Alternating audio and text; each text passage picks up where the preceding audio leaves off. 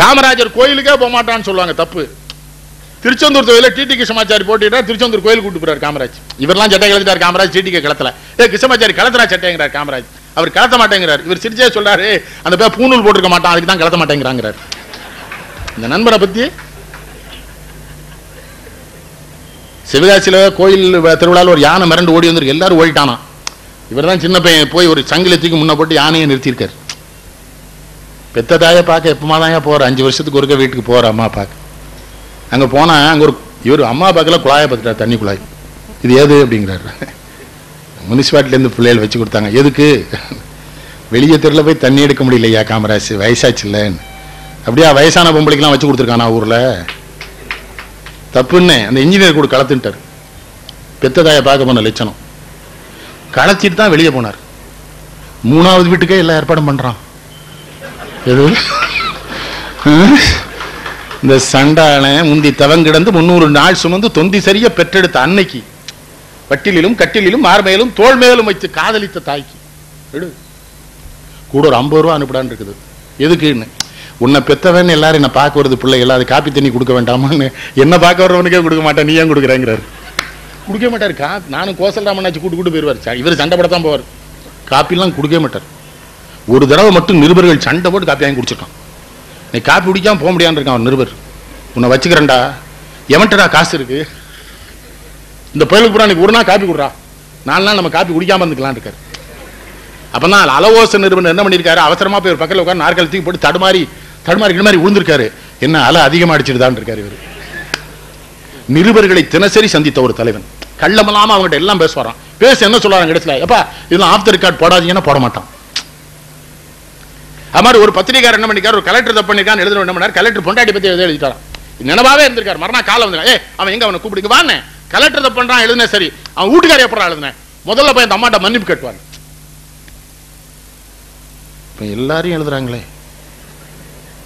திரிசா ராத்திரி ஆடினா ஆடாட்டான் ஐயா, அது பாட்டு ஆடிக்கிட்டு போகுது. அதுக்கு போட்டு கமிஷனர் சொல்றாரு, இல்ல இவர்கள் ஆடவில்லை, காருக்குள்ளே ஆடினார்கள் அப்படிங்கிறார் கமிஷனர்.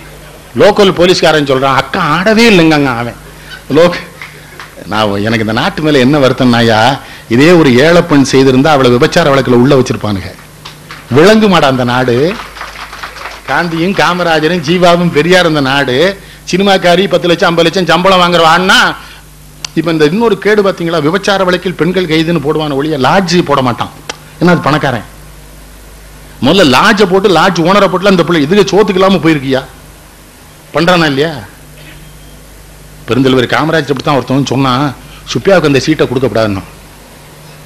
எதுக்குன்னா அவனுக்கு நிறைய பொம்பளைகளோட தொடர்பு இருக்குன்னா. ஆம்பளையோட தொடர்பு வச்சுக்க முடியும் கிறுக்கு போயில. ஒரு போலீஸ்காரன் சிரிச்சு குப்புற கீழே விழுந்துட்டான். என்ன பெரியவர் இப்படி சொல்லிவிட்டாரு. அவருக்கு என்ன கோபம்னா, சீட்டு கொடுக்கா தப்பு பண்ணா வேற அதை விட்டுட்டு அசிங்கமா 10 பேர் முன்னால பேச கோபம் வந்துட்டு அப்புறம் தனியா கூட்டம் இருந்தா, உனக்கு அறிவு இருக்கா, பத்திரிகாரர் இருக்கா, எல்லாருக்கும் அங்க வச்சு அப்படியா சொல்றது, என்ன தனியாமன் சொல்லலாம் உனக்கு சீட்டு கொடுக்காது என்ன. காந்திய சீடர் தப்பு, அவருக்கு தெரியாது தப்பு. ஐயா தென்னிந்திய கூட்டுறவு நூற்பாலைகள் இருந்து தெரியுமா, 10 இருந்து நூற்பாலை தமிழ்நாட்டில் 10 நூற்பாலை வாங்கியாச்சு. ஜப்பான் கம்பெனிக்காரன் தான் கொடுக்குறான் மிஷினை. அவன் என்ன பண்றான், 10 கொடுத்ததுக்கு கமிஷன் கொடுக்கணும். கமிஷன் யார்கிட்ட கொடுக்கறதுங்கிறான் வெங்கட்ராமன்ட்ட. இவர் சிரிச்சுக்கிட்டே இருக்கிறார், என்ன ஆர்வி கமிஷன் கொடுக்கணுங்கிறானா அப்படிங்கிறாரு. வெங்கட்ராமன் ஆமாங்க எவ்வளவுன்னு கேளு. அவன் சொல்றான், அதுக்கு இன்னொரு மில் கொடுன்ட்டாரு. அதுதான் ஸ்ரீவில்லிபுத்தூர் கூட்டுறவு மில். 5 மில்ல வாங்கி 12 மில்லுக்கு கணக்கு எழுதணும். அந்த மனுஷனுக்கு அது தெரியுதா?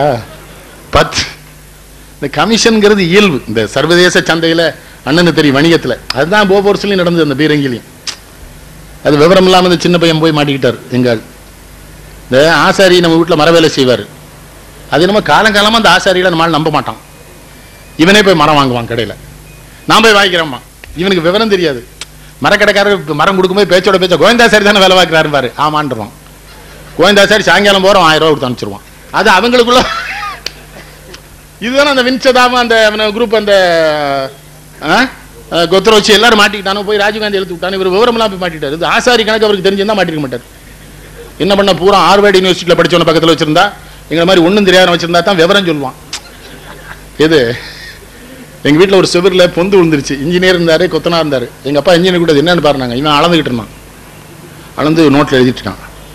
7:30க்கு 3 ரன். கொத்தனார் சட்னு 4 செங்கலை தட்டி வச்சு பூசிட்டு போயிட்டான். இன்ஜினியர் அங்கே போய் பார்க்க எங்கே பொந்துன்னா அதை அப்போதே பூசிட்டு போயிட்டான். நீ எழுதி முடி. இது காமராஜர் கொத்தனார் மாதிரி, இவன் பூரா இன்ஜினியர். இது சில விஷயங்கள் எனக்கு புரியலன்னு. திருநெல்வேலியில் ஒரு கூட்டத்தில் கூடியிருக்கானுங்க. உடனே நம்மால் ஒருத்தர் என்ன பண்ணிட்டான், லட்சக்கணக்கில் திரண்டிருக்கிற மக்கள் வெள்ளமேனா. இவர் சொன்னார், இதில் மொத்தம் 5000 பேருக்கு மேலே உட்கார முடியாது. லட்சம்னு எப்படா சொன்னேங்கிறார். அட விவகாரம் பிடிச்ச மனுஷன். நான் சொன்னேன், இது உயர்வு நபிர்ச்சி அணின்னா.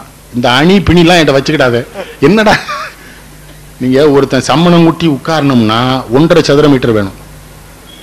ஆச்சா, அப்போ ஒரு 15000 சதுர மீட்டர் இடத்துல எத்தனை பேர் உட்கார முடியும்? 8000 பேர். அதில் மேடை வேற போயிடும்.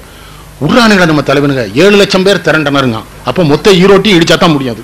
7 லட்சம் பேர் பொய்யும் பிராடுமாய் போச்சு ஐயா. அந்த அந்த பெருசுலாம் பொய்யே. மகாத்மா காந்தி பம்பாய்க்கு வர்றாரு. இப்போ ஒரு வழக்கறிஞர் ஒரு இளைஞன் சண்டை போட்டே இருந்திருக்கான் விழா நடத்துறவங்கிட்ட. காந்தி கவனிச்சுக்காரு, என்ன அவன் சத்தம் போடுறான்னு இருக்கிறாரு. இல்லை, உங்களுக்கு முன்னால் காந்தி முன்னால யாரும் பேச விட மாட்டாங்க. வினோபா காந்திலாம் தங்களுக்கு முன்னால் யாரும் பேச விட மாட்டாங்க. தலைமை தாங்க யாரையும் அனுமதிக்க மாட்டாங்க. ஏன்னா என்னத்தையா உளறி தொலைச்சிருவான்.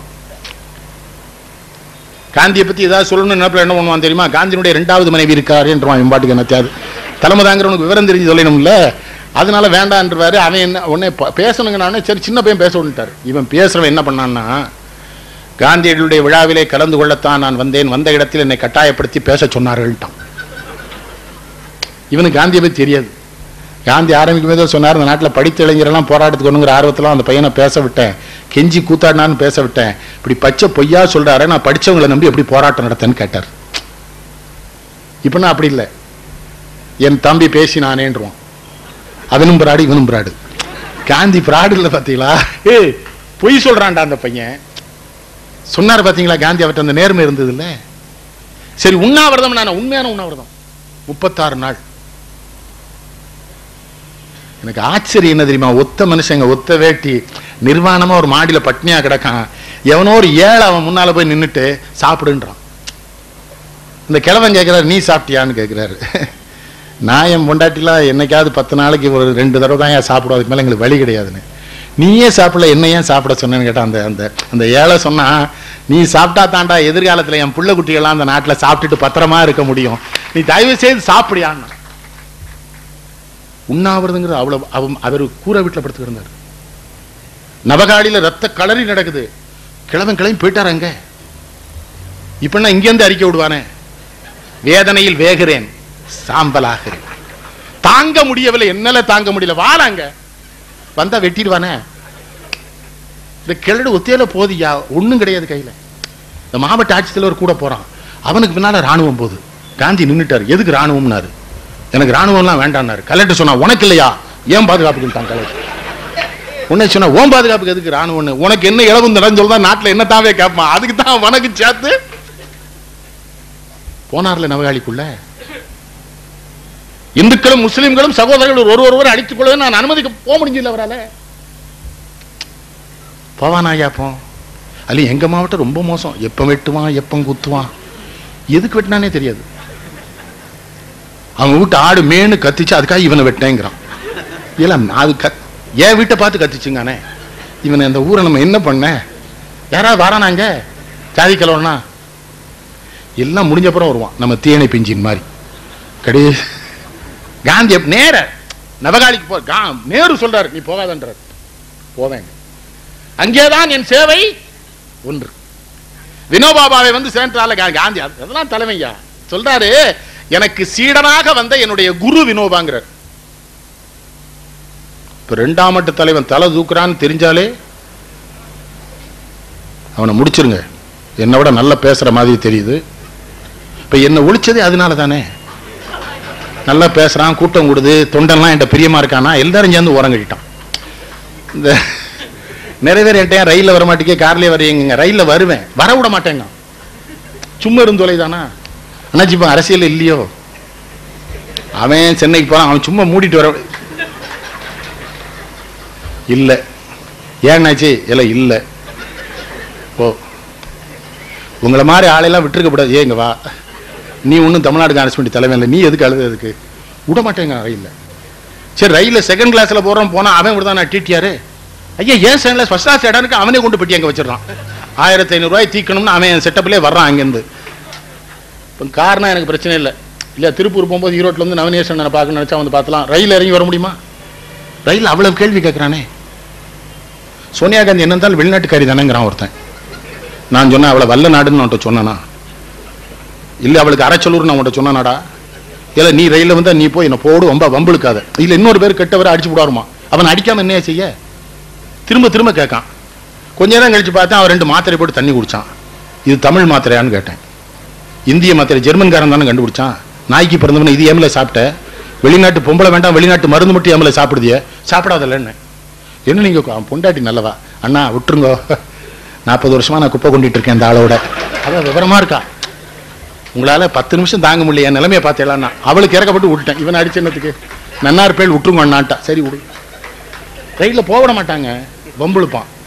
எதுக்கு அவ எனக்கு நான் சொன்னடே ஒரே வார்த்தையில் பதில் சொல்லண்டா. சோனியா காந்தி பிரதம மந்திரி ஆயிருந்தான்னு வச்சுக்க, இந்த நாட்டில் முதல்ல ஜாதியற்ற ஒரு பிரதமர் வந்திருப்பார். இப்போ எல்லாத்துக்கும் ஜாதி சொல்லிடுவான். வாஜ்பாயை பிராமணன்றுவான், அத்வானியை செட்டியார்ன்றுவான், இவர் மன்மோகன் சிங்கை சீக்கியர்ன்றுவான், முரளி மனோகர் ஜோஷினா பிராமணன்றுவான், சுஷ்மா ஸ்வராஜ்னா பிராமணத்தின்றுவான். இல்லையா? இந்த மாதிரி ஜாதி. இந்த காந்திட்ட பெரிய எனக்கு பிடிச்ச விஷயம், உலகத்தில் எந்த நாட்டில் விடுதலை போராட்டம் நடந்தது? ஆகாவென்று எழுந்தது பார் யுகப்புரட்சி கொடுங்கோலன் ஜாரென்னும் பேரிசைந்த பாவை அலறி வீழ்ந்தான் வாகான தோல் படைத்தாருங்கிறான்ல பாரதி. ஜாரை சுற்றி நின்னவன் என்ன சொன்னா? சதிகார சாய்ந்திட்டார் புயற்காற்று சூறை தண்ணில் திமுதுமன மரம் விழுந்து காடெல்லாம் விறகான செய்தி போல. புரிதா ஸ்டாலின் என்ன சொல்றான் பாரதின்னு? இந்த மரம் இருக்குல்ல, சிலதுனா நின்னாலும் மரம் விழுந்தாலும் மரம் உரும். தேக்கு பாருங்க, நின்னா மரம்மா, மேஜ் ஆயிட்டா தேக்கு என்னாச்சுமா, கதவு தேக்கும்மா, உத்தரம் தேக்கும்மா, கோங்கு சொல்லுவான், தோதகத்தி சொல்லுவான், வேங்கைய சொல்லுவான். ஆனா சிலது நின்னா மரம் விழுந்தா விறகு, அது மரமா இருக்காது, எரிச்சு சாம்பல் ஆகணும். என்ன சொல்றான்? ஆட்சியில் இருக்கிறவனை சுத்தி மரம் மாதிரி நின்னால அத்தனை பேர் ஜார் விழுந்தவனே விழுந்தான் விறகாயிட்டாங்க பாரதி. அந்த சோவியத்துக்கு யார் தலைமை தாங்கனா? லெனின். யார் விடுதலை போராட்டத்துக்கு தலைமை தாங்கி நடத்தி சென்றாரோ அந்த லெனின் தான் அங்க தலைவர். செஞ்சீனத்தின் விடுதலைக்கு பாடுபட்ட மாசேதுங்க லியூ சொக்கியும் தானே அங்கே தலைவர்கள். பிரான்சின் விடுதலைக்கு பாடுபட்ட மார்ஷல் டிட்டோ தானே அங்கே தலைவர். உலகத்திலேயே முதலாக ஒரு நாட்டின் விடுதலை போராட்டத்துக்கு தலைமை தாங்கி அந்த நாட்டின் விடுதலையை பெற்றுத்தந்த ஒரு தலைவன் ஆட்சி பொறுப்பிற்கு தான் வராமல் ஒரு இளைய தலைவன் அந்த இடத்தில் அமர்த்தி விட்டு ஒதுங்கினான் என்பவன் மகாத்மா காந்தியடிகளை தவிர உலக சரித்திரத்தில் வேற ஒரு தலைவன் பதவியை வேண்டாம் என்று சொன்ன தலைவன் உண்டா? அவர் வெளியில வந்தவர் பெரியார். அதான் எந்த பதவிக்கும் போல ஜீவா போகல. காமராஜர் பதவியை தியாகம் பண்ணாங்க, இப்பம் இல்ல. ஆரம்பத்தில் ஜெயில இருக்காரு, விருதுநகர் நகரசபை தலைவராக தேர்ந்தெடுக்கிறாங்க. வர்றாரு, 1 மணி நேரம் பதில இருந்து ராஜினாமா பண்றாரு. ராஜினாமா பண்ற அன்னைக்கு யார் பிறந்த நாள் தெரியுமா? காந்தியடிகள் பிறந்த நாள். பதவியை தூக்கி எறியணும். யா பிடிச்சா விட மாட்டேங்கிறானே, குரங்கு மாதிரி பிடிச்சிக்கிறாங்க. மக்களா தூக்கி எறிஞ்சப்பறம் வேற வருத்தப்படுறான். எத்தனையோ இன்னொன்னுங்க, காமராஜ் ஒரு தடவை கேட்டோம்னாங்க, எவ்வளவோ செஞ்சிருக்கோம்லாங்க, இதெல்லாம் நம்ம நிறைய விளம்பரம் பண்ணிருக்கோம். ஒரு வார்த்தை பதில் சொன்னாரு, இந்தா அவன் வரி பணம்னு, அவன் வரி பணத்தை அவனுக்கு முறையா செலவழிக்கிறதுக்கு தான் நம்மளை வேலைக்காரனா வச்சிருக்கான்னு, நமக்கு அவன் வரி பணத்துல சம்பளம் தர்றான்னு, வேலைக்காரன் இதுக்கெல்லாம் செலவழிக்கிறது உரிமை உண்டுன்னு அவன் காரியத்தை அவனுக்கு செஞ்சிருக்கோம், அவனுக்கு தெரியும் மூடுன்னார். 1.5 கோடி ரூபாங்க மணிமுத்தார். அன்னைக்கு 1.5 கோடி ரூபாய் கேட்டார். 1.5 கோடி ரூபாய் ஒரு வாரத்துக்குள்ள வேணும்னார். கோசல்ராம் வந்தார்ல, ஒரு மாசத்துக்கு கேட்டார், ஒரு வாரத்தில் வாங்கி கொடுத்தாரு மணிமுத்தார். அணை வந்து எத்தனை அணை அணையா கட்டி வச்சாரு. வாத்தியார்கிட்ட கும்பிட்டார், ஆசிரியர்கள்ட்ட கும்பிடுறேன், ஏழை பிள்ளைகளை எல்லாம் உன்ட்ட அனுப்புறேன், ஏமாத்திராதேன்னார். என்ன சொன்னாரு? திருநெல்வேலிக்கு வர்றாரு சேர்மாதேவி, அந்த வாவேசேர் குருகுலம் இருந்த அந்த கேட் அடைச்சிருக்குது. ஒரு பையன் மாடு மேய்ச்சிக்கிட்டு இருக்கா, இவர் பாக்குறாரு, கூப்பிட்டாருன்னா பள்ளிக்கூடம் போலையான்னாரு. அவனுக்கு இவர் காமராஜும் தெரியாது, சினிமாவில் நடிக்கல இல்லை இவரு, இந்த ஆள் ஜெயில தானே இருந்தாரு, அது நடிச்சுதான் தெரிஞ்சிருப்பான். தனுஷ தெரியுதே, எல்லா பேருக்கும் தெரியுது, தனுஷ அழகா இருக்கான் இல்லையா அவன், அதனால அவனை ரொம்ப ரசிக்கிறாங்க. அப்போ காமராஜ் கிடையாது, அழகு கிடையாது, ஒன்றும் கிடையாது, அவரை தெரியாது. உடனே கேட்டான், பள்ளிக்கூடத்துக்கு போனால் யாரு கஞ்சி ஊத்துறாங்கன்ட்டான். அவனுக்கு ஒரு முதலமைச்சர் தெரியாது. அப்பவும் சில அதிகாரி தப்பானவன் இருப்பான்ல, ஒரு அதிகாரி ஓடி அந்த பையனை அப்படியே அடிக்க போனான், ஏய் இங்க வாடினாரு.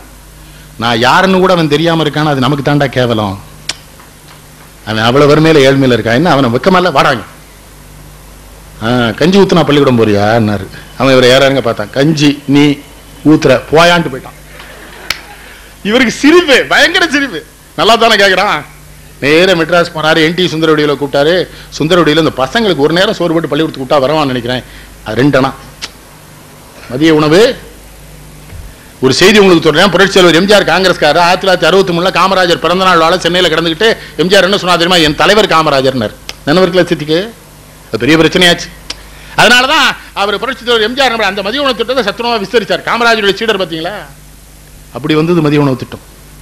பேட்டை ரயில்வே கேட்டை மூடிட்டாயா. ஒரு இன்ஸ்பெக்டர் ஓடி போய் அந்த ரயில்வே கேட் கீப்பர் இருக்கான்ல, அவனை கேட்ட தரேன்னா இவர் பார்த்தார் காமராஜ், அவனை கூப்பிடு. அவனை என்ன சொன்ன? கேட்ட திறக்க சொன்னேன். ஏன் ரயில் அடிபடி சாகணுங்கிறியா என்ன? உனக்கு அறிவு இருக்கா? உன்னை எஸ்பிஐ கூட்டார். இவனை வேற இல்லையா போட்டு உள்ளூருக்குள்ள இருந்தா ஊரை கெடுத்து போடுவான். அப்புறம் ரயில் வந்து கேட்டு திறந்து அந்த பக்கம், அதான் பெரிய மனுஷன், காரை நிறுத்தி அந்த கேட் கீப்பரை கூப்பிட்டு, இந்தா நீ அப்படித்தான் இருக்கணும்னு, குடியரசுத் தலைவர் வந்தாலும் திறக்கக்கூடாது, இதுக்கு நீ தான் அதிகாரி, இந்த இடத்துக்கு நீ தான் எல்லாம், திறக்காத என்ன எவனாக்கு இருக்குன்னு சொல்லுவான். என்ன ஒன்றும் பயப்படாத என்ன, ரொம்ப மகிழ்ச்சி வரட்டுமா?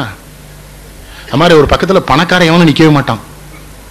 திருநெல்வேலிக்கு வந்தாருவீங்களா, பணக்காரங்களாம் ஓடிடுவான் அவர்கிட்ட. ஏன்னா இவர் கையில் துட்டு இருக்காது. இவனாவது ஏழை தொண்டை வந்து நிற்பான்ல, ராமசாமி நாடா அவனுக்கு 1000 ரூபா விடுன்னு எது. ஆனா அவர் எவ்வளவு வருமான, இவன் ஏமாத்த முடியுமா அவரை? அவர் என்ன பண்ணாரு? எல்லா பேரும் வெளியே ஓடிட்டாங்க, எல்லா பேரும் கூப்பிடும்பாரு. எங்கடா ஓடுறீங்க, கொடுங்கடா, சம்பாதிக்கிறீங்கல்ல.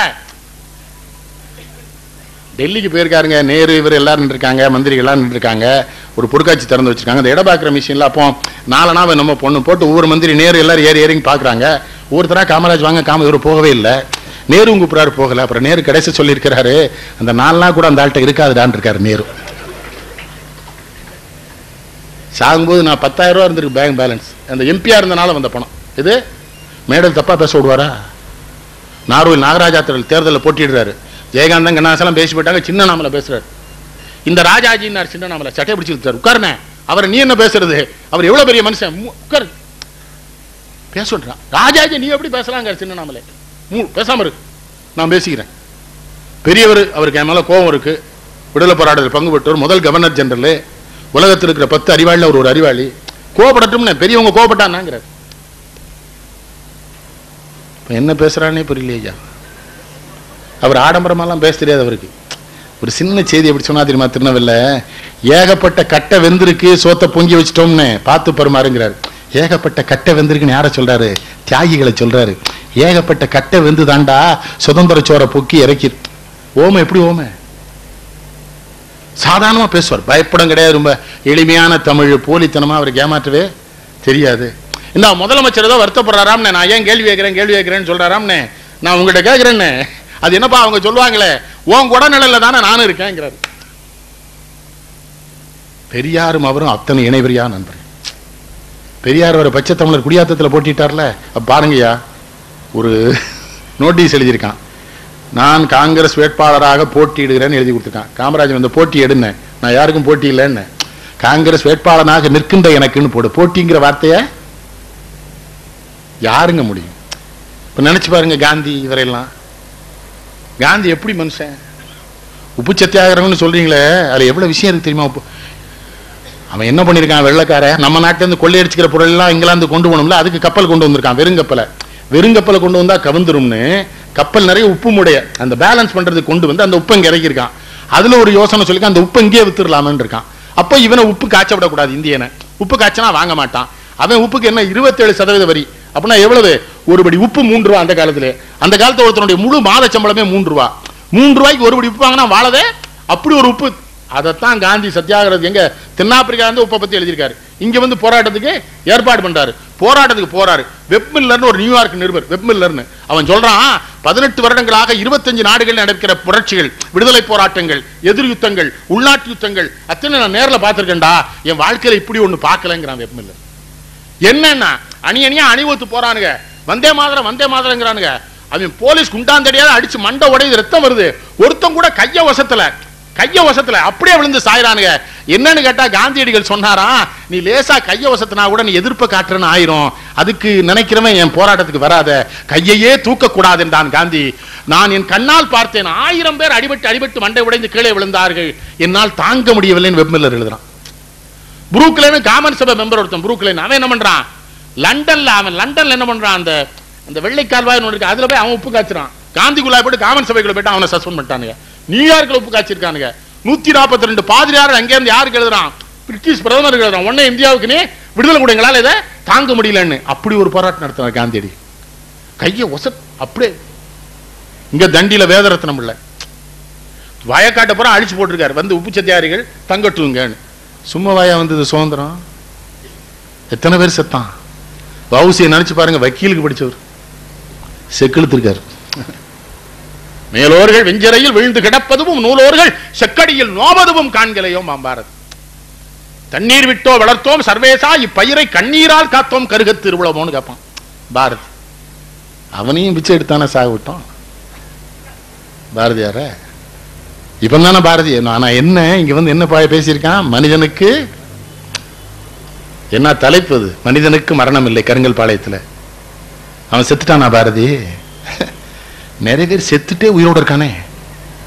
நீங்க அவன் செத்து உயிரோட இருக்கான், சில பேர் உயிரோடய செத்து போயிருக்கான். எது நான் சொல்ல, வள்ளுவர் சொல்றாரு, ஒத்ததறிவான் உயிர் வாழ்வான் மற்ற யார் செத்தார் உழைக்கப்படும். அறிவினான் ஆகுவதுண்டோ பெரிதும் நோய். அப்ப உயிர் வாழ்க்கை என்னது? அன்பு. அன்பின் வழியது உயிர் நிலைங்கிறார்.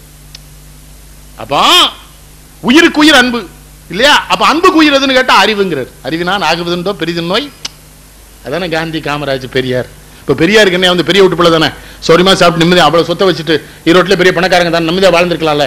அவர் அதுக்கு ஊரூரா அந்த வயசுலயும் 93 வயசுல. இன்னொன்னுங்க அனாவசியமா இந்த அந்த காலத்துல அந்த கிருகிரு மிட்டாய் வைப்பான் தெரியுமா, அந்த தட்டில் வச்சு.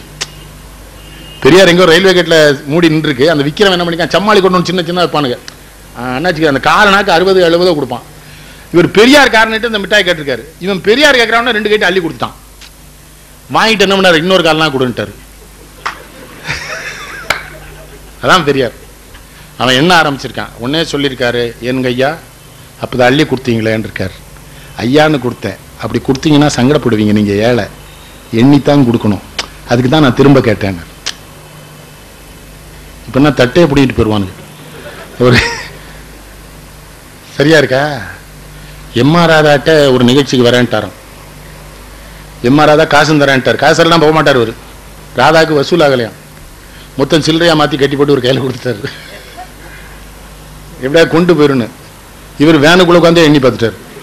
இவரை பத்தி அவனை கூப்பிட்டு இருக்காரு, என்ன திருட்டுத்தனம் பண்ற, 100 ரூபா குறையுதுன்னு இருக்காரு. ராதா சொல்லிருக்காரு, சண்டால போயா தர்ற. திருச்சியில ஒரு தொண்டர் என்ன பண்ணிருக்காரு, இவருக்கு பிறந்த நாள் கேக் சேர்ந்து கொண்டு வந்திருக்காரு. கேக் கொண்டு வச்சோன்னு இவர் பார்த்துருக்காரு. இது என்ன பண்ணுங்கிறீங்க? இது வெட்டணும். இது எவ்வளவுன்னு இருக்காரு. 100 ரூபா. காசை கொடுத்து கேட்க நீங்களே வச்சுங்கன்னு இருக்கிறார். அவன் சொல்லியிருக்கான், இல்லைங்க அவங்க பிறந்த நாளைக்காக கொண்டு வந்துட்டேன், எப்படியா வெட்டணும். இல்லைங்க 100 ரூபா கொடுத்துருங்க. நான் இல்லையா வேற 100 ரூபாயும் தர்றேன்னு இருக்கான். ரொம்ப மனசு இல்லாமல் வெட்டியிருக்கிறார். அவன் எடுத்து கூட வந்த தொண்டர்களுக்கெல்லாம் கொடுத்துருக்கான். கேக்கையும் கொண்டுகிட்டு திங்கிறதுக்கு ஆளையும் கூட்டே வந்துட்டாருன்னு இருக்காரு இவர். அதுலயும் நீங்க ஏன் அவர் கஞ்சத்தனத்தை காட்டல?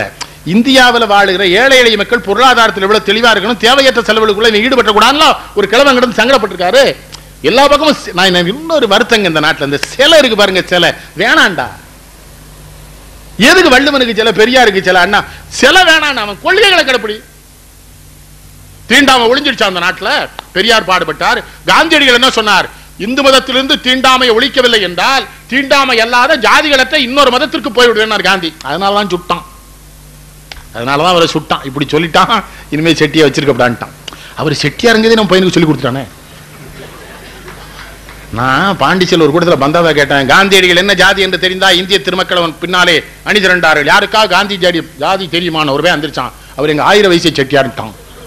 ஆஹா கெடுத்துட்டானடா, சொல்லி கொடுத்தானே இல்லையா?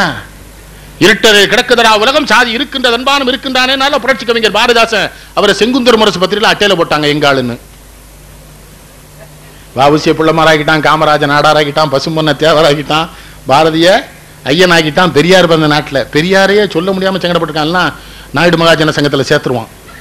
எது அவரே எங்க நாய்க்கிறதாங்க. எது விளங்கு மாடா. இந்த சிலையை முதல்ல ஒழிக்கணுங்க, பெரிய துன்பம். அது சிலையாது எல்லா ஊர்லயும் ஒண்ணு போல இருக்கா? மகாத்மா காந்தி அவன் விஷயத்துக்கு செஞ்சிருக்கான்.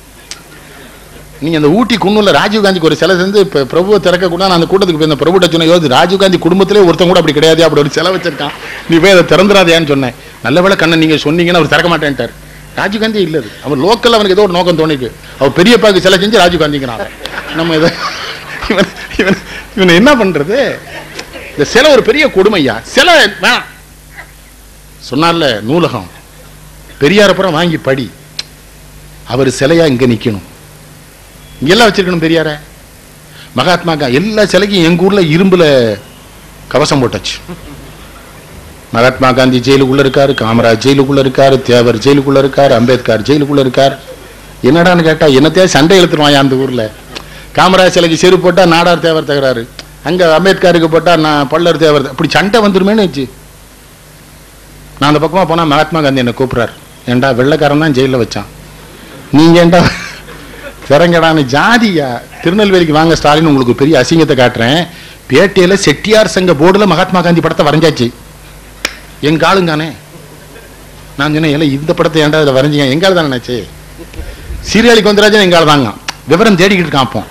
நீங்க மறந்துடாதீங்க, பெரியாருடைய சீடர்கள் உண்மையாகவும் நேர்மையாகவும் நாணயமாகவும் அவருடைய கொள்கையிலே உறுதியாக நிற்காமல் போனதனால் தான் தமிழ்நாட்டிலே ஜாதிய சங்கங்கள் பெருக்க எல்லாரும் பிற்படுத்தப்பட்ட இனத்துல சேருங்க. இப்ப முற்படுத்தப்பட்ட இனத்துல நாங்களும் பிராமணன் மட்டும்தான் இருக்கோம். நாங்களும் கேட்டுக்கிட்டு இருக்காங்க, எங்க ஆட்கள் விடமாட்டான், எங்களையும் பேக்வேர்ட் ஆக்குங்க. ஏன் ஆக்கணும்னு சர்க்கார் கேட்கு, எல்லாரும் ஆயிட்டாங்க, தனியா இருக்க பயமா இருக்குயா, சேர்த்து விட்டுருங்க.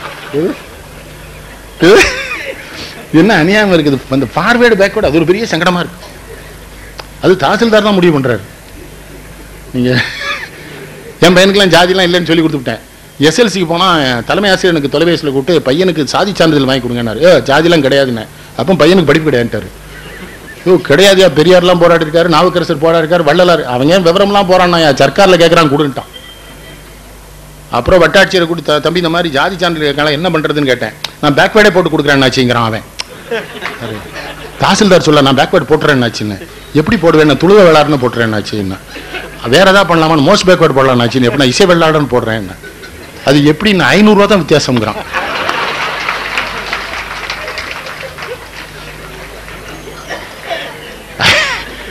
$500 சாதியை மாத்திரானையா. நீங்க கம்மான்னு போட்டா ஃபார்வேர்டு, வடுகர்னு போட்டா பேக்வேர்டு, காட்டு நாய்க்குன்னு போட்டா எஸ்டி. என்ன ஸ்டாலின் அரசாங்கத்தில் பண்றானே, ஒன்லி 500 rupeesங்கிறான். இதெல்லாம் நியாயம் இல்லையங்கிற. ராமனே பண்ணியிருக்காருங்க. ஒன்னு ராமர் அம்புக்களுக்கான். ராமர் என்ன பண்ணாரு, இந்த வாலிக்கும் சுக்கிரியனுக்கு சண்டையில் இவர் போயிட்டார்ல. அப்ப லட்சுமணன் கேட்டான், கொஞ்சம் கூட நியாயம் இல்லைன்னு, தம்பி உன்னை கூப்பிட்டு அண்ணனை கொல்ல வந்திருக்கான், நீங்க வந்திருக்கேன்னா ராமன் சொல்றாரு, குரங்குல அண்ணன் தம்பி எல்லாம் கிடையாதுங்கிறாரு. உடனே லட்சுமணன் சொன்னா சரின்னுட்டான். ஆனா வாலிட்ட போய் பேசும்போது என்ன சொல்றாரு, நீ குரங்கு இல்லைங்கிறாரு இவரு. லட்சுமணன் குழப்பம் வந்துட்டு, குரங்குக்குள்ள அண்ணன் தம்பி கிடையாதுன்னா வாலியை மட்டும் குரங்கு இல்லைங்க அண்ணன். அப்ப குரங்கு இல்லாதவனுக்கு எப்படி குரங்கு சுக்கிரியவன் தம்பியா பிறந்தான், குடும்பத்துல ஏதோ குழப்பம் இருக்கும் போலுக்கு. இன்னும் லட்சுமணன் குழம்பிருந்தான். நான் சொல்லல, கம்பராமாயணத்துல பெரியார் மேல எனக்கு இன்னொரு மரியாதை, நம்ம படிச்சுட்டு தான் விமர்சனம் பண்ணார். நான் படிக்கிறேன் பேசுறேன். மேடையிலே வச்சிப்பார் பத்திரிக்கையில, நான் சொல்லிங்கோ சூரியநாராயண சாஸ்திரியார்னு ஒரு பெரிய லென்ஸை வச்சுட்டு படிச்சிருவாரு. இப்படி எழுதியிருக்கானுங்கோ. நான் இன்னொன்று அவர்கிட்ட 3.5 மணி நேரம் பேசுவார். நான் பேசுனது எதையும் அப்படியே எடுத்துக்காதீங்கோ, வீட்டில் போய் சிந்திச்சு பாருங்கோ, சரியா இருந்தா வச்சிருங்கோ, இல்லைன்னா அவன் தான் நேர்மையானது. கொஞ்சம் நினைச்சு பாருங்க, காந்திய, பெரியார, ஜீவாவ, காமராஜரை. பெரியவர் என்ன பெரிய காமராஜர் மதுரையில பேசுறாரு, பொதுக்கூட்டத்தில் சொல்றாரு, இந்தா என்னையே பாராட்டாதன்னு, நான் கல்யாணம் பண்ணல, புள்ள ஊட்டி இல்ல, இந்த கக்கனை பாரு, போலீஸ் மந்திரியா இருக்காப்புல, தாழ்த்தப்பட்ட குடும்பத்தில் பிறந்த புள்ள, அதுக்கு பொண்டாட்டி பிள்ளை எல்லாம் இருக்கு, ஏதாவது ஒரு தப்பு பண்ணிருக்காரா? என்ன பாராட்டு, கக்கனை பாராட்டு, குடும்பஸ்தனா இருந்துட்டு நேர்மையா இருக்கிறான், அவனை பாராட்டு. என்ன பாரா, தன் மேடையிலே தன்னுக்கு கீழே இருக்கிற ஒருத்தனை பாராட்டுன்னு சொல்ற பெருந்தன்மை வராதியா. கூட இருக்கணும் பாராட்டினா கட்சி விட்டு வெளியேற்றிடுவாங்க, பெரிய சங்கடமாயிரும். என்ன நான் சொல்றது புரியும் நினைக்கிறேன், உங்களுக்கு புரியாமலா இருக்கும். கக்கனை பாராட்டுறாரு. காமராஜர் நேர்மையானவருங்க, நீங்க எப்படி பார்க்கணும் தெரியுமா? அவர்கிட்ட மந்திரியா இருந்தவங்களை வச்சு. கக்கன் ராஜாஜி அரசினர் மருத்துவமனையில் தரையில கிடந்தார். சில விஷயத்தை சொல்லித்தான் தரணும். எம்ஜிஆர் கொடுக்கறதுக்குன்னே பிறந்தவர், எல்லாம் இயல்பா வரணும். எல்லாரும் கொடுத்துட மாட்டான். எனக்கு முன்ன ஸ்டாலின் இதை எப்படி நடத்துறான்னு பெரிய ஆச்சரியம். பணம் பெரிய விஷயம், பணம் வேணும், பொருள் இல்லாருக்கு இவ்வுலகம் இல்லை. எனக்கு 5-6 வருஷமா தான் அது புரிஞ்சது. அதுவரை நானும் விவகாரமா தான் அலைஞ்சிக்கிட்டு இருந்தேன். நிறைய பேர் நமக்கு உணர்த்திட்டான் அதை. நான் எவனுக்கெல்லாம் உதவணும்னா அவெல்லாம் திரும்பியே பார்க்கல. என்ன ஒரு கஷ்டம் வரும்போது, கஷ்டப்படுறீங்களாச்சு உங்களுக்கு என்ன மகாராஜன் தான், கஷ்டப்பட்டா மகாராஜாங்கானே. இவனு எவ்வளவு மோசம் பார்த்தீங்களா ஸ்டாலின். பணம் எவ்வளவு பெரிய விஷயம். எம்ஜிஆர் கொடுத்தாரு, கொடுக்கறதே ஒரு போதை. புகழ் எப்படி போதே, அது கொடுக்கறது ஒரு போதை. கொடுத்தே கக்கனை பார்க்கிறாரு, ஓடி போய் இவர் மருத்துவமனையில் சேர்த்து பணம் கட்டி கக்கன் மகனுக்கு காசி விஸ்வநாதனுக்கு போலீஸ் வேலை கொடுத்தது எம்ஜிஆர். லூர்தம்மாள் சைமன் ஒரு மந்திரி தெரியுமா, மீனவர் குல மந்திரி, கன்னியாகுமரி மாவட்டத்தம்மா. ஒரு 8 மாசத்துக்கு முன்னால அநாத நிலையத்தில் செத்து போச்சு அந்த அம்மா. அப்ப காமராஜர் எவ்வளவு நேர்மையா இருந்திருக்கணும். ராமையான் ஒரு தேவர் புதுக்கோட்டைக்கார மந்திரியா இருந்தார் தெரியுமா, ஸ்தலசாமன அமைச்சரா. அவர் இறந்து போனாருங்க சென்னையில. புதுக்கோட்டைக்கு அவர் வீட்டுக்கு கொண்டு போறதுக்கு காருக்கு வாடகைக்கு கொடுக்க அவர் வீட்டுக்காரங்கிட்ட பணம் கிடையாது. அப்படி இருந்திருக்காங்க மந்திரி. மண்டாடியாரை விடுங்க, ஒரு பெரிய பணக்காரட்டு பிள்ளை. சுப்பிரமணியத்தை விடுங்க, ஆர்வியை விடுங்க. பக்தவச்சலம் முத்துரங்க மலையார் மருமகன் பெரிய பணக்காரன். எப்படி அவங்க அம்மா செத்து போயிட்டாங்க, காமராஜ் அம்மா. நாங்கெல்லாம் சின்ன பையில போய் அழுதுகிட்டு நிற்கும். அப்படிலாம் தலைவன் பார்க்க முடியாதுயா. எங்கடா வந்தீங்க எல்லாருங்கிறாரு. அம்மா அவ கிளவி செத்துட்டானே, லூசு போயிலுங்க, எவன்டா சோறு போடுறது உங்களுக்குங்கிறாரு. 3வது வீட்டுல மச்சினன் செத்தாலே போஸ்ட் அடிக்கணுங்கிறான் தலைவன்லாம்.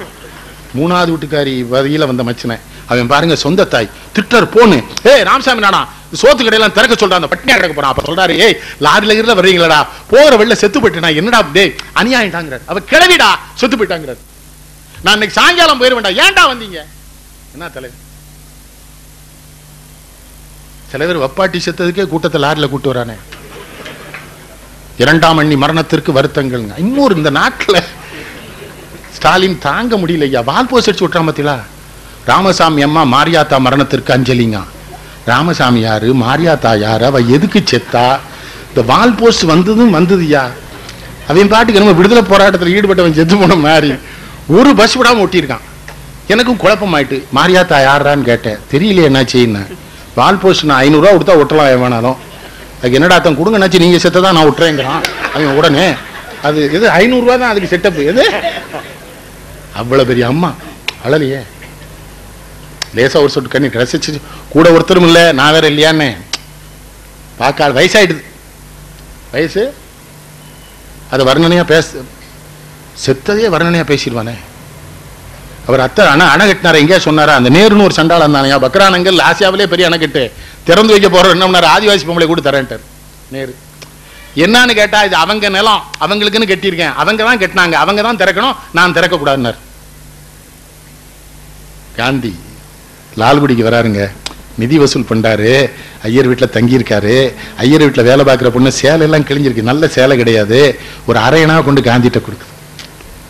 காந்தி வாங்கிட்டு கேட்கிறாரு, உனக்கு எதிராதுன்னு. குழந்தைக்கு பால் கொடுக்கறதுக்கு வச்சிருந்தேன் ஐயா, எல்லாரும் ஐயாட்ட கொடுக்குறாங்க, ஐயா எங்களுக்கு ஏதோ பாடுபடுறீங்க, நானும் கொடுக்குறேன், ஐயாவை தெய்வம் மாதிரி எனக்கு தெரியுதுன்னு கொடுக்குறா. திருச்சி பொதுக்கூட்டத்தில் காந்தியடிகள் சொல்றாரு, இதுவரை எத்தனை கோடி பணமும் வசூல் பண்ணியிருக்கேன், நான் எதில்லாத கணக்கு வச்சிருக்கேன், ஆனால் மக்கள் இந்த அரையனா மட்டும் நான் வச்சுக்கிற எனக்கு அனுமதி தரணும். ஏன்னா அந்த நாட்டு ஏழை எளிய மக்கள்லாம் என்னை நம்பி என் பின்னால நிற்கிறாங்கிற நினைவை இந்த அரையனா எனக்கு எப்போதும் நினைவுபடுத்திக்கிட்டே இருக்கணும், இதை நான் வச்சுக்கிறேன்னு சொன்னேன். இப்போ நான் அவளையே கூட்டிட்டு போயிடுவான். நல்ல சேலை வாங்கி தரேன், நீ வந்து ஒரு பக்கமா இன்னொரு வீட்டில். கேரளாவுக்கு போறாரு. கோமுகின்னு ஒரு பெண்ணு மேடைக்கு வருது. கோமுகின்னு ஒரு சின்ன பொண்ணு, 12 வயசு. கேரள பெண்கள் தலைமுடி கிளமுடிலாம் அந்த தேங்காய் எண்ணெய் தேய்ச்சி 2 நேரம் குளிப்பாங்க. அது ஒரு வந்து நிக்குது. இவர் கேட்கிறாரு, ரொம்ப சந்தோஷம், நகையை கொடுக்க போறியாங்கிற ராமான். உங்க அப்பா அம்மாவுக்கு அது தெரியுமான்னு கேட்குற. அனுமதி வாங்கிட்டேன்னு. மேடையில் நின்று நகையை வாங்கி கொடுக்கறதே அப்பா தாங்கிறான் கூட்டத்திலிருந்து. அம்மா அந்த அம்மா கூட்டத்திலிருந்து கொடுக்கறது நான் சம்மதிக்கிறையா.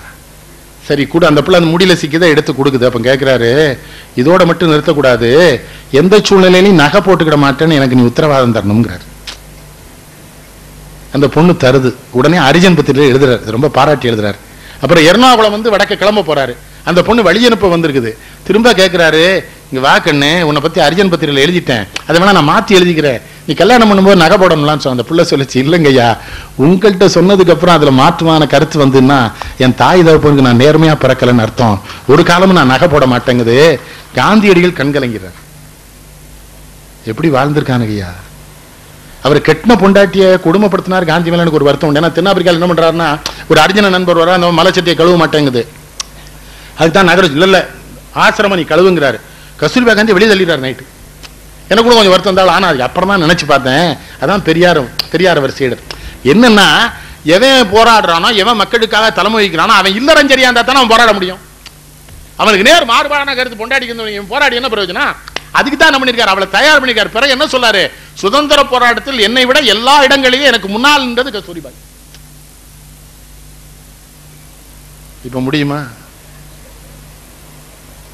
எந்த வீட்டில் இருக்கிறாருங்கிறதே கேட்டு தெரிய வேண்டியிருக்கு தலைவர்கள். அண்ணாச்சி இப்போ எங்க இது அந்த காலத்தில் எங்கள் தாத்தாக்களை தான் அப்படி கேட்டிருக்கான். அந்த காலத்தில் நில உடைமை சமுதாயத்தில் பெரிய சங்கடம், 5 வப்பாட்டி இருந்தாலும் அவர் நிலைச்சு வந்தார். அதுக்காக வச்சிருந்திருக்கான். மெயின்டைன் பண்ணானோ என்னவோ அது தெரியாது நமக்கு, ஆனால் வச்சிருந்திருக்கானோ. இப்போ எங்கள் சின்ன தாத்தா பற்றி ஊரில் வந்து கேட்பான், சின்ன இப்போ அங்கே இருப்பா தெற்கு தெரியல, ஊருக்காரனுக்கே தெரியும் வண்டி எங்கே இருக்கு மேலே தெரியல, எந்த வண்டியில் எங்கே இருக்கு, வில் வண்டி எங்கே இருக்கு, அப்போ அங்கே தான் இருப்பாவ. 3 ராத்திரி தான் வீட்டுக்கு வருவாங்கிறான், மற்ற நேரம் பூரா வெளியே தான். என்ன கால் மிதிச்சா தண்ணி பாயிர தாமிரபரணி, இவனுக்கு விவசாயம் ஒன்றும் உழைக்க வேண்டாம், நல்ல விவசாயம், வருமானம், சாப்பாடு. அதில் அது மாதிரி பெரியார்ட்ட இருந்த நேர்மை. ஒரு மேடையில் பேசுறார் கோயில்பட்டியில், நான் போயிருக்கேன் 12 வயசு. கூடத்துல இருந்து ஒருத்தன் சீட் எழுதி கொடுத்தான், தேவதாசி முறையை ஏன் ஒழிச்சிங்க, கடவுளுக்கு முன்னால் பெண்கள் ஆட வேண்டியது கட்டாயம் இல்லைன்னா கடவுள் வருத்தப்படுவார்னு எழுதி கொடுத்தான். வாங்கிட்டார். கடவுள் முன்னால் பொம்பளைங்க ஆனா தான் கடவுளுக்கு பிடிக்கணும்னு ஒரு ஐயா எழுதியிருக்கிறாங்கோ, அவங்களுக்கு நன்றி, அவங்க பொண்டாட்டி அவங்க அக்கா தங்கச்சி ஆட விடட்டும், கடவுள் சந்தோஷமா இருக்கட்டும்.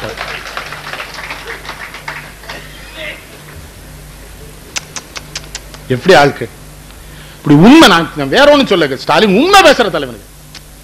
காமராஜ் உண்மைதானே, போய் பேசவே மாட்டாரு, செய்ய முடியும் செய்ய முடியான்னு சொல்வார். நீங்க இப்ப பாக்குறீங்களா சென்ட்ரல் ரயில்வே ஸ்டேஷனுக்கு சப்வே இருக்கு பார்த்தா, சப்வே அதை போடுறதுக்கு சென்ட்ரல் மினிஸ்டர் வந்திருக்காங்க, யாரு ஸ்டேட் மினிஸ்டர் அதிகாரிலாம் கூட்டு வந்திருக்காங்க. அவன் என்ன பண்ணிருக்கான் தெரியுமா, 3 மணி நேரம் உட்காந்து பேசி அது போட முடியான்னு இருக்கான். யாரு மந்திரி எந்திரிச்சுக்கான், உட்கார்றான்ட்டாரு. மத்திய மந்திரிலாம் பயப்படல, எனக்கு அது வேணும்னே போடுறதுக்கு வழி சொல்லு, நான் நேருகிட்ட பேசிக்கிறேன். ஆண்மை.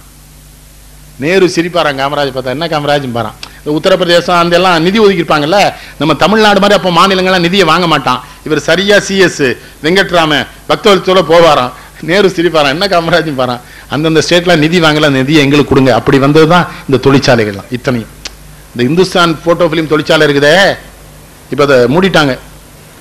ஒன்றும் செஞ்சிருக்க வேண்டாம்யா, பத்திரிகாரங்க இருக்கிறீங்க, நான் சொல்றதை புரிஞ்சு எழுதுனா எழுதுங்க, எழுதலாம் போங்க, எனக்கு ஒன்றும் வருத்தம் இல்லை. மக்களுக்கு தெரியணும், அந்த இந்துஸ்தான் போட்டோ பிலிம் தொழிற்சாலை ஒழிக்க போறாங்க, மூட போறாங்கன்னு செய்தி வந்த உடனே அதுக்கு கணக்கு எழுதுற ஆடிட்டர் 2 என்ன எழுதுறாங்க தெரியுமா, இந்த நலிந்த தொழிற்சாலை சேர்த்து நடத்தணும், தமிழ்நாட்டில் இருக்க அரசாங்க ஆஸ்பத்திரிகளில் நெகட்டிவ் இருக்கு, அந்த எக்ஸ்ரே பிலிம் வாங்கினாலே இது ஞாபகமா ஓடுன்னு எழுதுறான். எழுதக்கூடாதுன்னு மேலிடத்துல இருந்து பிரஷர் வருது, யார் அந்த ஆடிட்டருக்கு. ஆனா ஆடிட்டர் 2 பேர் எழுதிட்டான். ஆனா பேங்க் ஜெனரல் மேனேஜர் அந்த ஆடிட்டர் எழுதுனா மறைச்சு வைக்கிட்டான். மறைச்சு இந்த இதை ஒழிச்சாச்சு. அது ஒரு மிகப்பெரிய தலைவன் பொண்டாட்டிட்ட 2 கோடி ரூபாய் கோட கம்பெனி கொடுத்துட்டான். எனக்கு தெரிஞ்சவன் தான், என்ன பண்ணுங்கிறிய, அவங்க கையில தான் இந்தியாவே இருக்கு, என்ன பண்றது.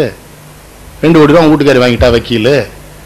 காமராஜர் கொண்டு இந்துஸ்தான் பிலிம் தொழிற்சாலை மூடிடுது, என்ன பண்றது. காமராஜா தான் நல்ல வேளை கல்யாணம் பண்ணிக்கல, பெரியாருக்கு நல்ல வேளை பிள்ளைகள் இல்லை. காமராஜ் பயந்தாரு, காலில் அடிபட்ட பொழுது மட்டும்தான் அவர் கல்யாணம் பண்ணலங்கிற நினைப்பு வந்தது. சென்னையில் வச்சு சொன்னாரு, பொம்பளை பிள்ளை இருந்தால் 10 கித்து போட்டு குணப்படுத்திருப்பா, டாக்டர்லாம் கட்டி தூக்கிட்டாம்னே என்னாரு. அந்த ஒரே ஒரு உணர்வு, பெண்கள் இருந்தால் 10 கித்து போட்டு குணப்படுத்திருப்பா, அவன் டாக்டர்ல கட்டி அடிபட்டாரா, அதுக்கு மிரண்டாரா. அடிபட்டா ஒரு அரை மணி நேரம் வசனம் பேச வேண்டாம், தாக்க முயற்சி, கொல்ல முயற்சி, வீழ். காருன்னு டிரைவர் தூங்கிட்டான் அப்படிங்காரு.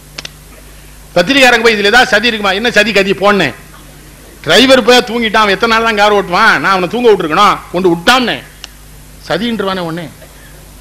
சதியிலே காமராஜ் அதே மாதிரி தோத்துட்டார். நாங்கெல்லாம் இந்திரா காந்தி ஆளவட்ட போய் சண்டை போடுறோம், நான் வர்றேன்னு போறேன். அதுல என்ன நேர்மை பாருங்க. அந்த அம்மா இவரை மரியாதை பண்ணுது, இந்திரா காந்தி கூப்பிடுங்குது, மரகதன் சந்திரசேகர் கோசலாம் போய் கேட்கிறோம், தா என்ன மட்டும் ஏன் கூப்பிடுறான், அந்த கெல்ட்டு பயில கூட எல்லாம் வந்துட்டோம்ல, மொராஜி ராஜெல்லாம் எல்லாம் சேர்த்து கூட்டு வரேன்னுங்கிற. அந்த அம்மா வேணாங்குதுன்னு, அதெல்லாம் என்ன பிட்ரேயர்னு சொல்லுவான்ல, துரோகிமாலாங்கிறார். இது வரமாட்டேங்கிறார்.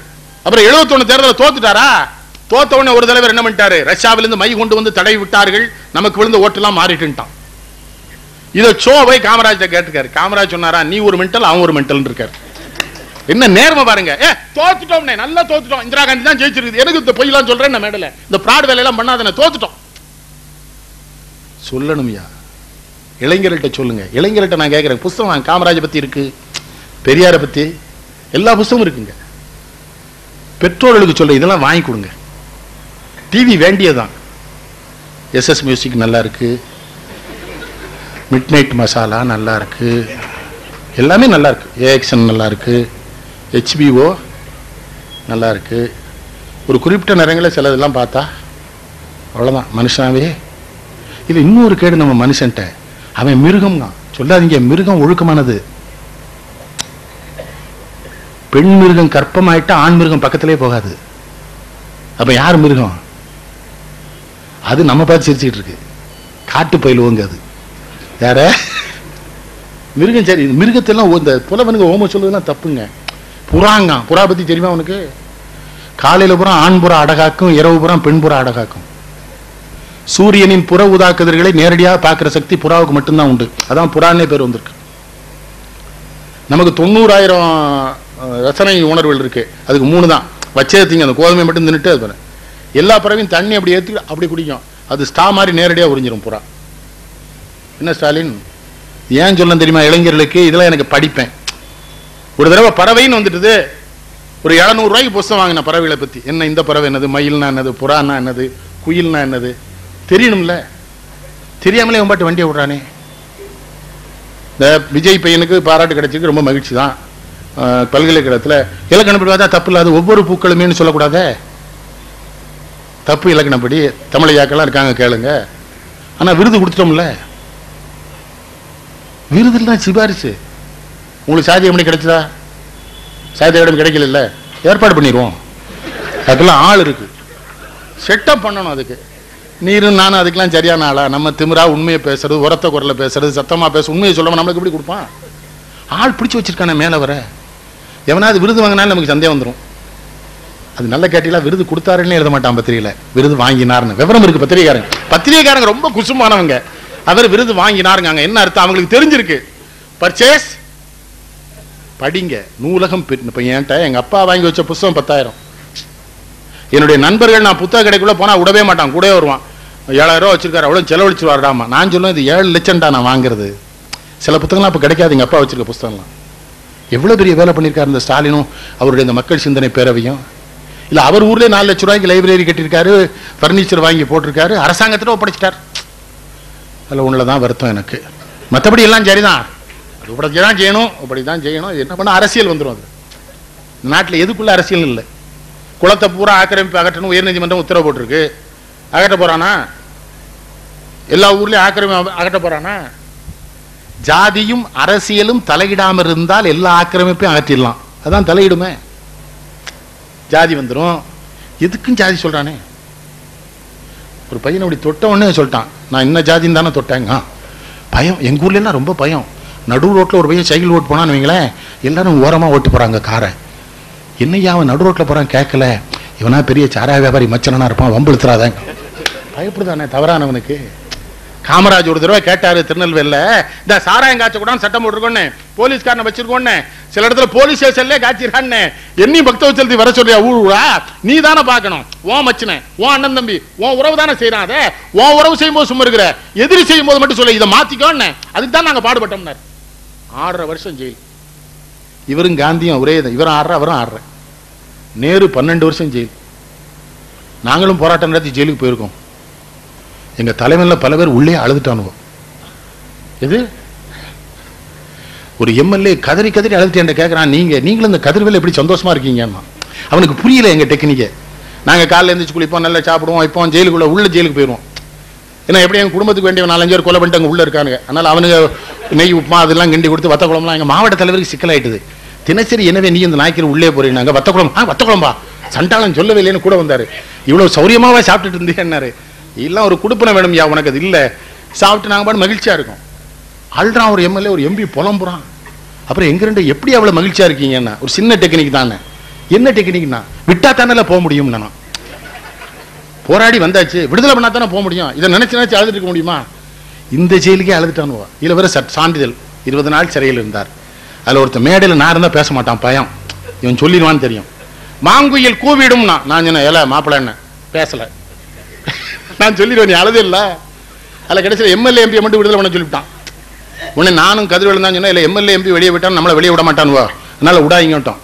1000 தொண்டனும் போய் எம்எல்ஏ மேலே எம்பி மேலேயும் படுத்துக்கிட்டான், விட மாட்டாங்க. ஏன்னா எங்களுக்கு ஒரே ஜாலி. நாங்கள் ஜெயிலுக்கு வெளியே இருக்கோம். வாழப்பாடி ராமத்து வந்தார், என்னவே 2 பேரும் ஜெயிலுக்கு வெளியே இருக்கேன்னு. நாங்கள் சூப்பரண்ட் எங்கிட்ட தான் ஜெயிலை ஒப்படைச்சிருக்கான்னு நாங்கள் ஒரே சந்தோஷமா. இந்த சிகரெட்டு முறுக்கு தேங்குளம் இதெல்லாம் வரும், பாட்டில் அனுப்பிச்சிட்டானுல. அந்த அசிஸ்டன்ட் ஜெயிலர் ரொம்ப வருத்தப்பட்டு உன்னோட சண்டை போட்டிருக்கான். நான் போனேன், தலைவர் பாட்டில் அனுப்புறாங்க. நான் ஒன்று கிறுக்கு போயில, ஐயாவுக்கு 2 கொடுத்துட்டு அனுப்புங்க. கொடுத்தோடனே சரின்ட்டேன். போட்டு தலைவர் நம்ம கட்சி அப்படிங்க. நம்ம கட்சிங்க 2 பாட்டுக்கு அவன் கட்சியில சேர்ந்தான உடனே அந்த இது ஜெயிலா? இப்ப போறதெல்லாம் ஜெயிலா ஐயா? 12 வருஷம் வந்திருக்கிறான் நேரு. காந்தி எப்ப கைதாவான பக்தவச்சலம் ஒரு தடவை சொன்னாரு, எங்களுக்குலாம் வெள்ளக்காரன் அரபிளேடுன்னு பேர் வச்சிருந்தாரு. பக்தவச்சலம் எதுக்குன்னு கேட்டோம். எப்ப கைது பண்ணுவான்னு தெரியாது. அரபிளேடு எல்லாரும் சேவ் பண்றதுக்கு வேணும் வச்சிருப்போம். டேராடூன்ல வச்சிருப்பான்.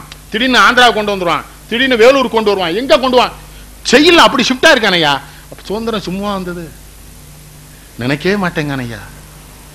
கொஞ்சம் கழிச்சா தனுஷ் தான் சுதந்திரம் வாங்கி கொடுத்தான்னு சொன்னா ஒத்துக்குவாங்க போல தெரியும். அவன் வேற பெரிய ஸ்டார் மகளை வேற கட்டிட்டான், ஐஸ்வர்யாவை. சிம்பு தான் கட்டணும்னு இருந்தானா. அப்புறம் இப்படி ஆயிட்டு நமக்கு என்ன கழுதே தெரியுது. இது படிச்சு தொலைதுமா. இந்த பத்திரிகைக்காரங்க அநியாயத்துக்கு இதெல்லாம் எழுதுறாங்க.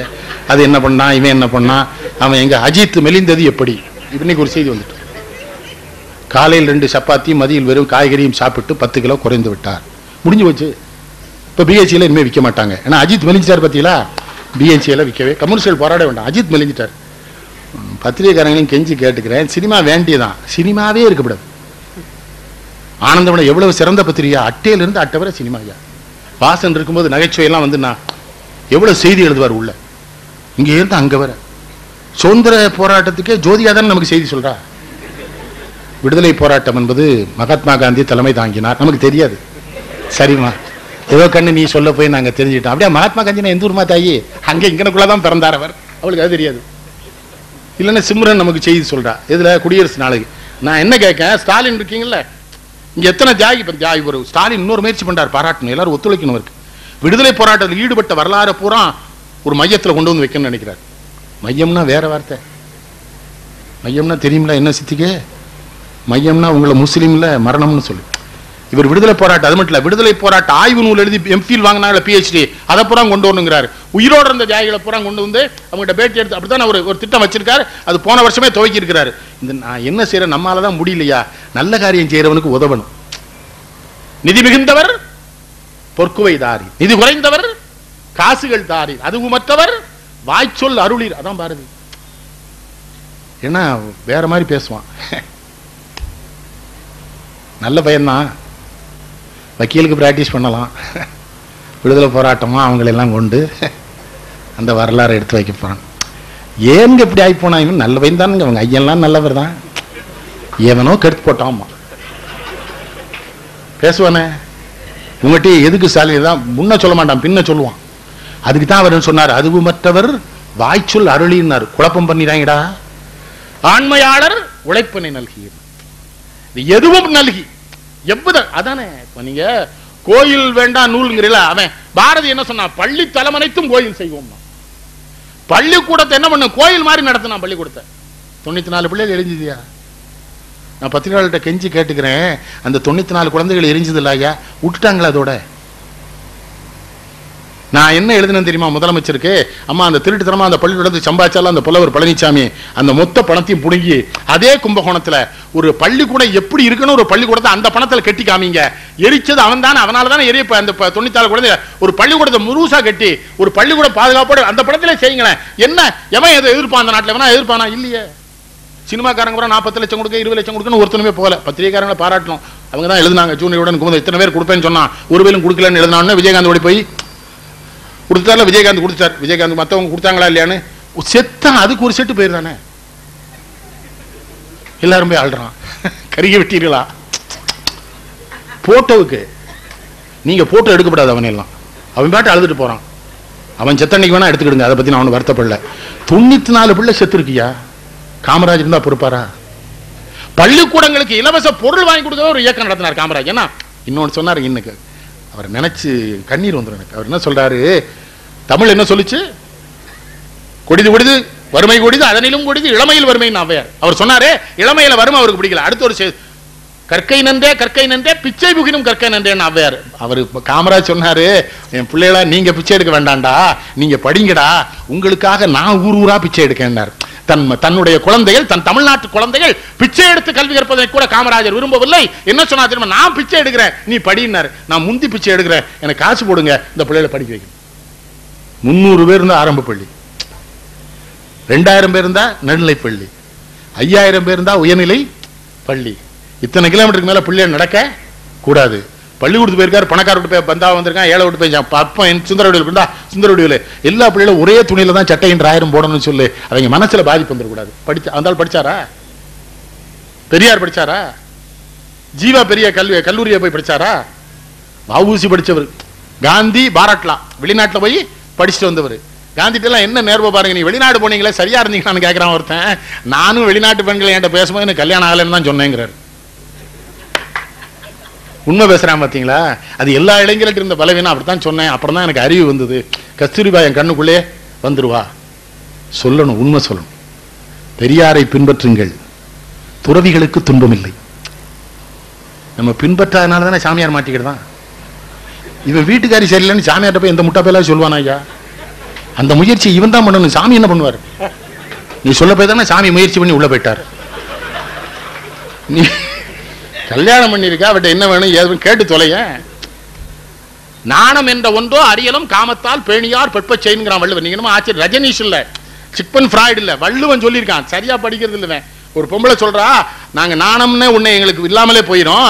எங்க புருஷன்மார் எங்க உள்ளத்தை எங்க உடலை சரியான முறையில கையாள தெரிந்தால் நாங்கள் வெட்கமே பட மாட்டோம் பெண் சொல்றான்னு வள்ளுவன் எழுதுறான். நம்ம கெடுத்துட்டோம்.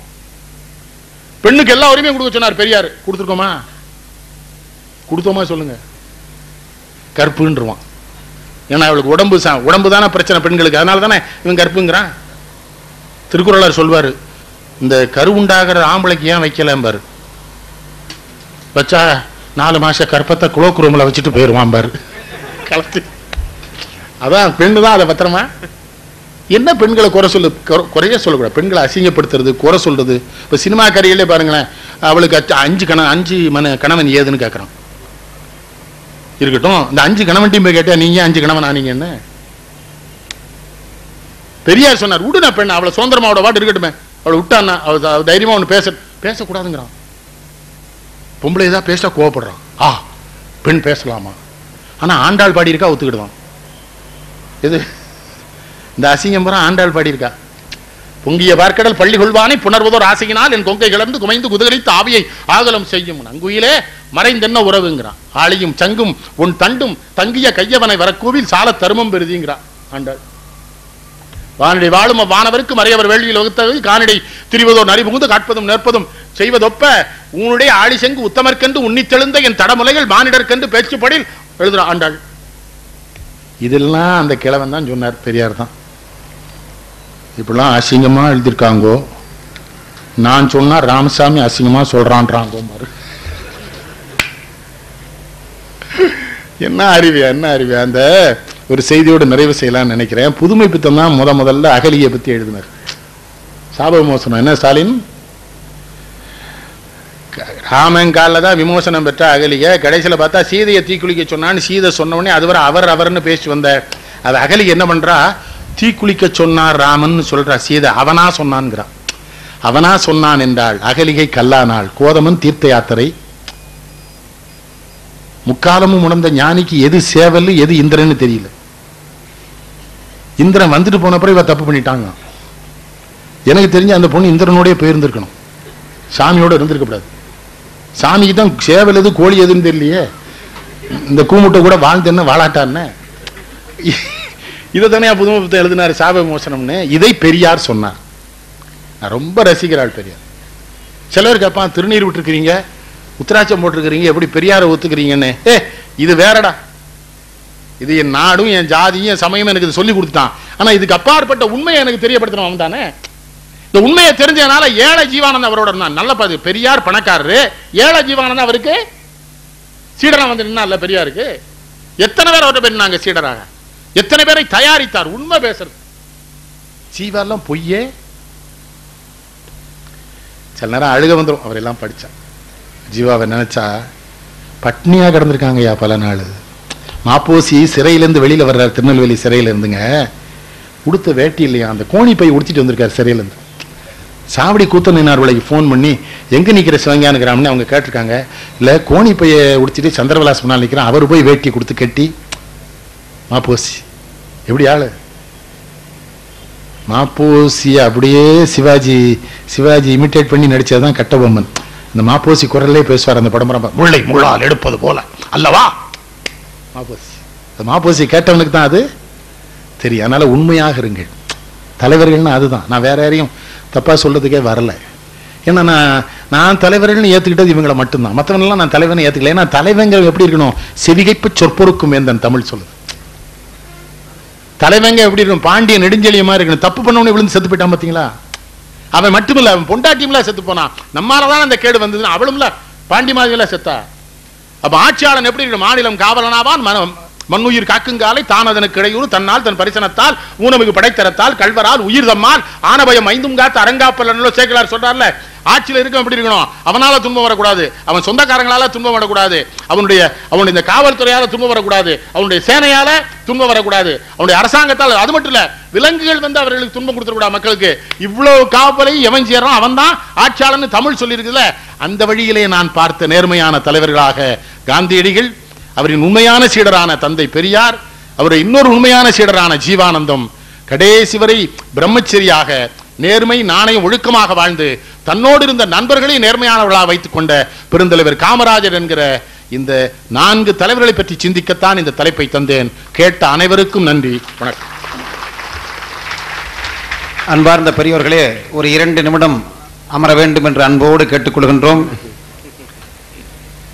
குழுக்கள் ரெடியா இருக்கா? குழுக்கள்.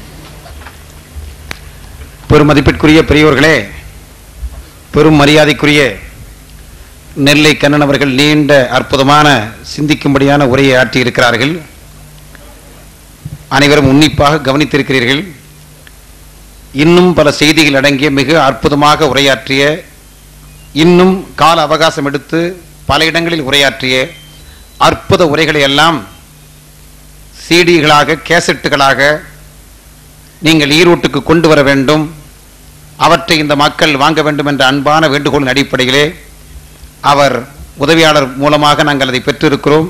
ஆகவே தயவு செய்து சிடிக்கள், அவர் சமீப காலத்தில் எழுதிய 2 அருமையான நூல்கள், அந்த நூல்களும் இங்கு விற்பனைக்காக வைக்கப்பட்டிருக்கின்றன. ஆகவே அந்த நூல்கள் எல்லாம் 2 நூல்களும் மிக விரிவாக பேசப்பட்ட நூல்கள்.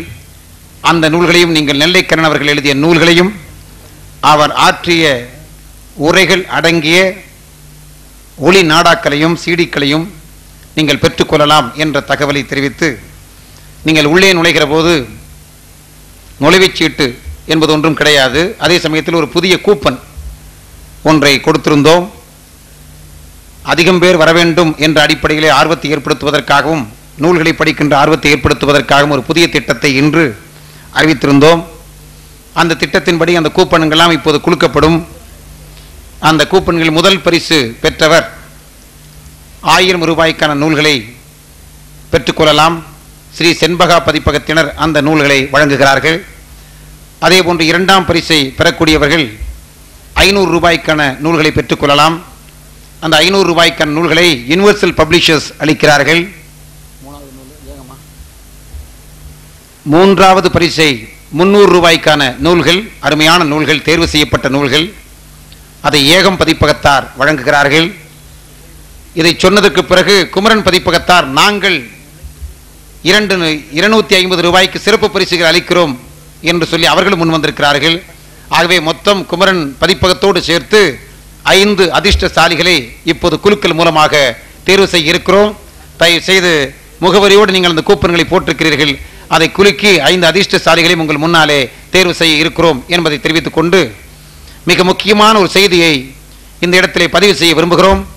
மக்கள் சிந்தனை பேரவையின் சார்பில் ஐயா நெல்லைக்கண்ணன் அவர்கள் சொன்னதைப் போல அருகில் உள்ள மாணிக்கம்பாளையத்தில் ஒரு நூலகத்தை ஏற்பாடு செய்திருக்கிறோம். அது மார்ச் மாதம் 23ஆம் தேதி பகத்சிங் நினைவு நாளில் இருந்த அந்த நூலகம் இப்போது மிகச்சிறப்பாக நடைபெற்றுக் கொண்டிருக்கிறது, இயங்கிக் கொண்டிருக்கிறது. அன்றாடம் குறைந்தபட்சம் 100 பேர் அந்த நூலகத்திற்கு நுழைந்து படிக்கிறார்கள், மிக அருமையாக பயன்படுத்திக் கொள்கிறார்கள். அந்த நூலகத்திற்கு இப்போது இங்கு இருக்கக்கூடிய நல்ல நூல்களை தேர்வு செய்து ரூபாய் 5000 பெருமான நூல்களை தேர்வு செய்து அதை விலைக்கு வாங்கி பெரும் மரியாதைக்குரிய நண்பர் பெருமாள் கவுண்டர் அறக்கட்டளை என்ற அடிப்படையிலே தனது தந்தையார் பெயரில் ஒரு அறக்கட்டளை உருவாக்கி இருக்கக்கூடிய நண்பர் மல்லி பி பெரியசாமி என்று நாங்கள் எல்லாம் அன்போடு அழைக்கின்ற மல்லி செராமிக்ஸ் என்று சொல்லக்கூடிய நிறுவனத்தை வைத்திருக்கக்கூடிய அன்பு நண்பர் பி பெரியசாமி அவர்களும் அவரது சகோதரர் பி ராஜவேல் அவர்களும் அவரது இளைய சகோதரர் பி தங்கராஜ் அவர்களும் இணைந்து ரூபாய் 5000க்கான நூல்களை விலைக்கு வாங்கி அந்த நூல்களை மக்கள் சிந்தனை பேரவையின் சார்பில் தொடங்கப்பட்டிருக்கக்கூடிய அந்த நூலகத்திற்கு அன்பளிப்பாக அளிக்கின்றார்கள். அந்த நூல்களை மரியாதைக்குரிய பெரியசாமி அவர்கள் வந்து மேடையில் மக்கள் சிந்தனை பேரவைக்கு மரியாதைக்குரிய நெல்லைக்கண்ணன் அவர்கள் மூலமாக அளிக்க வேண்டும் என்று உங்கள் சார்பில் நான் கேட்டுக்கொள்கின்றேன்.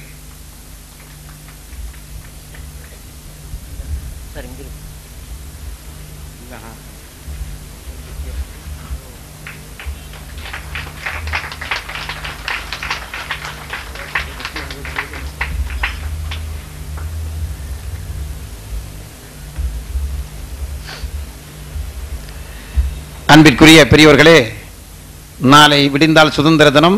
நாளை மாலை இதே இடத்தில் 6 மணிக்கு கவியரங்கம் நடைபெற இருக்கிறது. கவிக்கு அப்துல் ரஹ்மான் அவர்கள் தலைமையில் நடைபெற இருக்கிறது.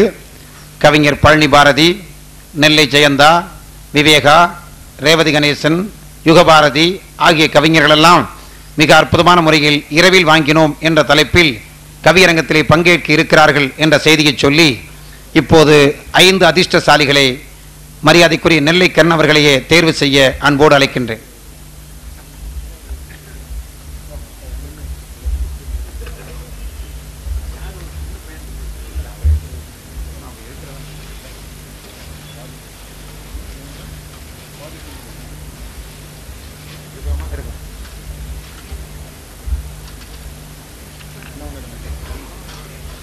M Mohammed Sharif, number 1, KPP Nagar, Kuniyamuthur, Coimbatore.